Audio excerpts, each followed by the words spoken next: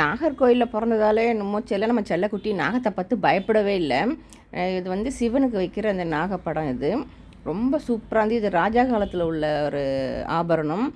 அதை பார்த்த உடனே வந்து பாம்பு மாதிரியே ஆக்ஷன் பண்ணி ஆட ஆரம்பிச்சிட்டா. நான் பயப்படுவாளோ என்னமோன்னு நினச்சேன். ஆனால் கொஞ்சம் கூட பயப்படவே இல்லை. அவள் ரொம்ப தத்ரூபமாக அழகாக இருந்தது. 5 தலை நாகம் சிவனுடைய சிரசில் வைப்பாங்க. இதை ரொம்ப பயபக்தியாக வந்து நான் அதை கும்பிடணும்னு சொல்லிகிட்டு இருக்கேன். அவகிட்ட விளையாட்டுத்தனம் பண்ணிக்கிட்டு அதை விளையாடிக்கிட்டு இருக்கான்.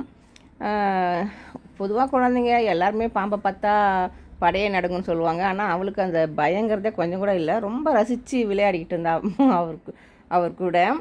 நாகராஜன் அவள் வந்து நாகர்கோயிலில் தான் பிறந்தா. அவளுக்கு வந்து நாகலக்ஷ்மியில் நாகராணின்னு பேர் வைக்கணும்னு ஆசைப்பட்டேன். ஆனால் அவளுடைய ஜாதகப்படி அவளுக்கு வேறு மாதிரி நட்சத்திரம் அதெல்லாம் மாறினதுனால அவளுக்கு பேர் வேறு வச்சுது நித்யஸ்ரீன்னு. ஆனால் எனக்குன்னு சந்தேகமாக தான் இருக்கு, அவள் நாகராணியோ என்னமோ அப்படின்ட்டு. அவ்வளோ ஒரு பயம் இல்லாமல் அந்த சிலை கூட வந்து விளையாடிக்கிட்டு இருந்தா. பாருங்கள், இது வந்து வெள்ளி முலாம் பூசினது. ரொம்ப அழகாக இருக்குது பாருங்கள்.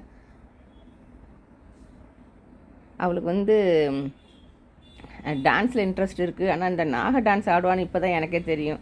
அது எனக்கு ரொம்ப ஆச்சரியமாக இருந்தது. நானும் ரொம்ப ஹாப்பியாக தான் என்ஜாய் பண்ணேன். இது ஃபஸ்ட் டைம் பார்க்குறேன். இப்போ தான் நானே தொட்டு இப்போ தான் ஃபஸ்ட் டைம் பார்க்குறேன். ஒரு சிலிர்ப்பாக இருந்தது அதை பார்த்து தொட்டு உணர்றது. வந்து எல்லாருக்கும் அந்த வாய்ப்பு கிடைக்காமான்னு தெரியல. அது நாளைக்கு எதாச்சியாக கோயிலுக்கு போயிருந்தேன், கூட்டமே இல்லை. சரி தொட்டு பார்க்கலாமே பார்த்து ஒரு வீடியோவும் எடுத்துட்டேன். உங்களுக்கு பிடிச்சிருக்குன்னு நினைக்கிறேன். ரொம்ப ஹாப்பியாக இருந்தது எனக்கு.